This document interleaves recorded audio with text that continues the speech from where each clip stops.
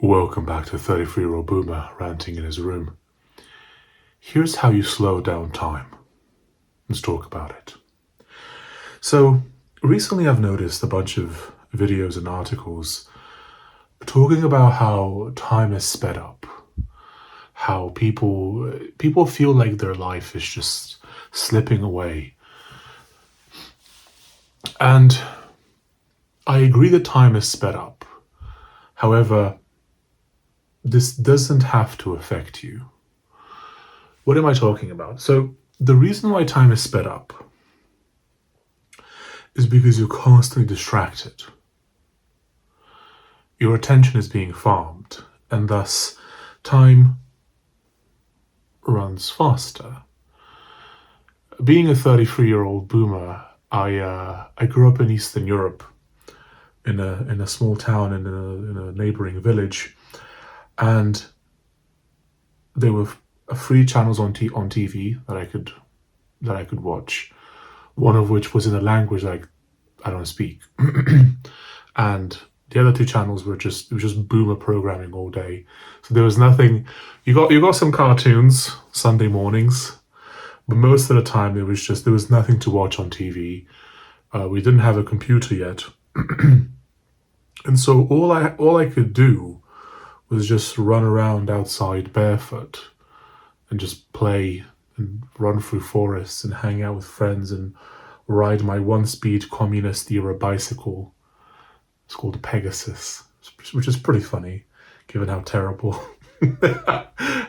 these bikes were. There was nothing to do, and so days felt very, very long. You see, people will say that, as you get older, time speeds up, and because they justify it because they say that when you're older, a year is proportionally much smaller compared to your life than when you're young. If you're 5, a year is a fifth of your life, whereas if you're 60, a year is a 60th of your life. And so you'll perceive this time differently, and I just think that's cope. When I turned 30 a few years ago, I couldn't believe that I just turned 30. I thought I should be turning like 70. Not because I feel old, but because it feels like I've lived a lot longer than 33 years. And here's why. Here's the secret.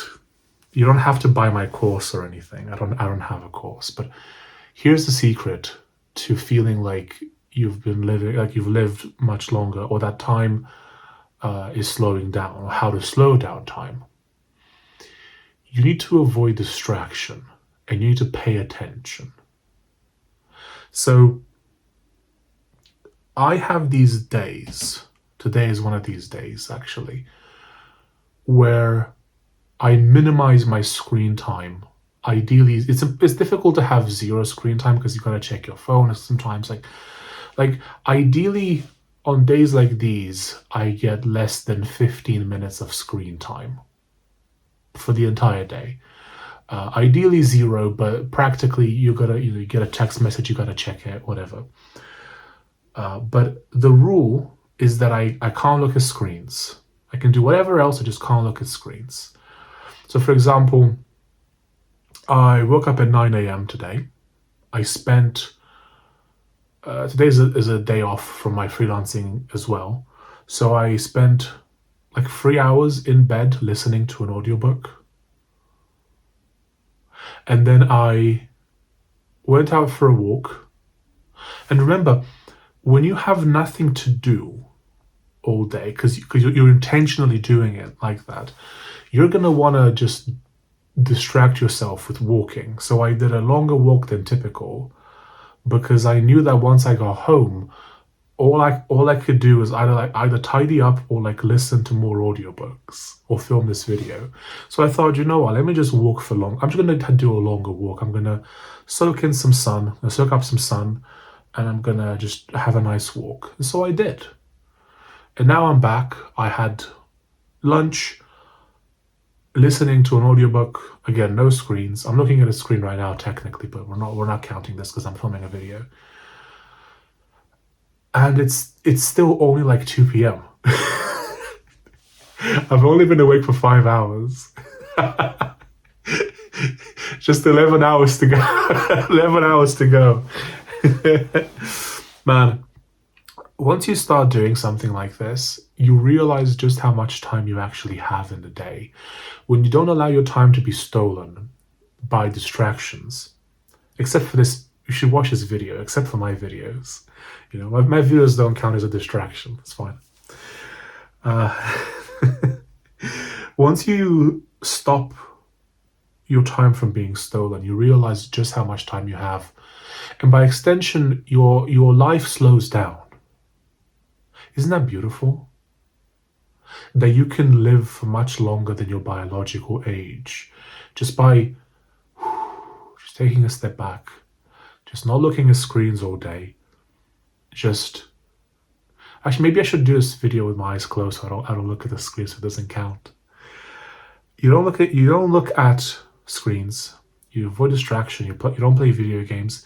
You can listen to audiobooks. You can read. You can I just spent like half an hour drawing because I'm doing this thing where I'm doing a 30-day challenge where I'm improving at art because I want to illustrate this is silly, I'm going to open my eyes, where I am illustrating my own books. And so I'm getting better at art. I don't think I'm going to be good enough at the end of the month. It's just because it's just a month. But I think that after a few months of doing this, I'm going to get good enough that I can illustrate my own books. And I'm going to make a video in like a couple of weeks, because I'm about halfway through the month. I'm going to make a video in about a couple of weeks showcasing my progress over this first month. And I just did that. I just sat in bed and just illustrated, just practiced drawing. Like often in silence. I'll do this sometimes just in silence.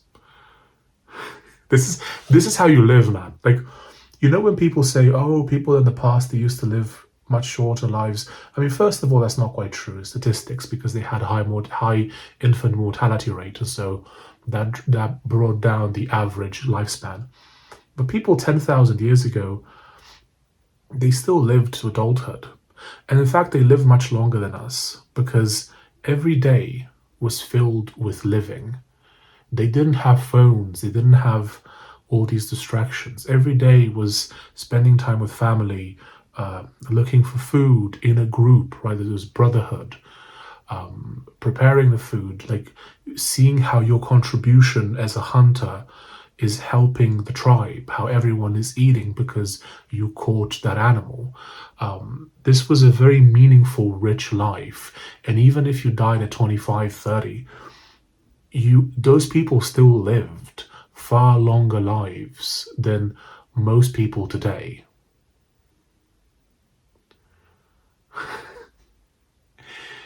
And I'm trying to figure out if there's a way in which I can write books without looking at a screen. I could use a typewriter, I guess, but not really because they're very loud. So I might have to figure out I might have to get like one of those e-ink screens or something. I don't know. I have to figure it out. But I'm trying to minimize the amount of time that I look at screens every day. I'm trying, like, whenever I spend time with a computer, I try and make it more meaningful. Like, if I want to learn something, if I want to program, if I'm working on some code, I want that to be a meaningful amount of time spent in front of a machine. I don't want to live inside this machine, which is what's happening to most people. They're living in the machine. They're entering the matrix, as they say. It's a bit of a cringe analogy, but it's true. People are voluntarily entering the matrix. I just out walking around today. It's a beautiful day right now. It's sunny. The sky is pure blue, no clouds. There's a bunch of people just on their phones. Not everyone, granted, but loads of people just on their phone. Not the old people. Like, man, the people who are like 70, 80 now, they really had it good, didn't they? Like, they've lived much longer than you will if you're the kind of person who's distracted all the time. And not to mention the fact that if you live like this, if you choose to slow down the pace of your life, like, life becomes more precious. Your life becomes more precious, becomes more fun. You will appreciate this time more by not being distracted. Like, if you're Gen Z, you're cooked. You've spent your entire life staring at screens. Like, you have no idea how good things can get. Isn't that exciting? You have no clue how good things can get because you've been brainwashed your entire life to look at screens. You're probably an iPad kid. You had a little iPad growing up. You were watching Coco Melon or whatever, and you have no clue how good life can get. But you can find out. It's possible. And I encourage you, if you're watching this and if you've never tried this, this is my challenge to you, dear viewer. I'm challenging you right now. Pick a day, any day, maybe a weekend, because you don't have any obligations. Pick that day and designate it as a no screen day. Realistically, you're going to have a few minutes if someone texts you, whatever, and you have to respond, but designate it a no screen day. Today, I'm just not going to look at screens. I'm going to do anything else. I'm going to go for a walk. I'm going to read. I'm going to listen to audiobooks. I wouldn't advise listening to music. I'd stay away from music. In terms of listening, stay away from anything other than audiobooks. But read, walk, go play some football, go play some basketball, go do some hiking. Do something that doesn't involve technology or screens. And just allow yourself to feel just how much slower time will get as a result of this. Anyway, I'll see you in the next one. Bye-bye.